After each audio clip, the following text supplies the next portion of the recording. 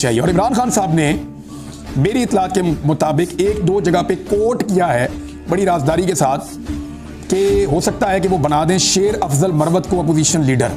और अगर शेर अफजल मरवत को अपोजिशन लीडर बनाया गया ना तो ये नवाज शरीफ को मुसीबत डाल के रखेगा। जितनी देर तक ये रहेगा कौमी असेंबली में अपोजिशन लीडर, ये नवाज शरीफ, आसिफ अली जरदारी, इन सबको तिगनी का नाच नचाता रहेगा।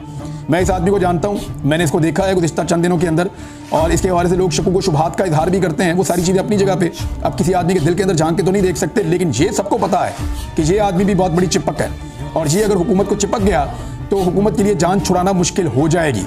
और शेर अफजल मरवत अगर इमरान खान लेकर आते हैं अपोजिशन लीडर के तौर पे तो फिर इससे क्लियर हो जाएगा कि इमरान खान का माइंड सेट क्या है।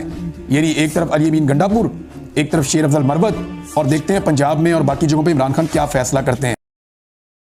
सर वो वजारत उज़्मा में ना सिर्फ इंटरेस्टेड नहीं बल्कि वो किसी से मुलाकात भी नहीं कर रहे। बहुत मुश्किल से आसिफ जरदारी वगैरह जाएं तो मुलाकात में बैठ जाते हैं, वरना मरियम बीबी जाने, शहबाज साहब जाने, डार साहब जाने। नवाज शरीफ ने इस्तीफा दे दिया सियासत से, अमली इस्तीफा। उनका अमलन रवैया ये है, मुझे क्यों बुलाया,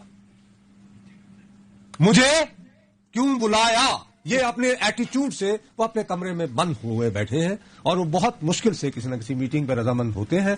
अपने भाई की और अपनी पार्टी की लाज रखने के लिए अगर आसिफ जरदारी के लेवल का कोई बंदा आए तो जाहिर है कि उनके साथ बैठना मजबूरी बन जाती है। बड़े लेवल का कोई बंदा आए तो मिल लेते हैं, अब ये कह रहे हैं। अगर सियासी बंदा, बस मैं एक कुछ और जगहों से भी बड़े अहम लेवल क्यों नहीं मिलना चाहते नवाज शरीफ? मुझे क्यों बुलाया?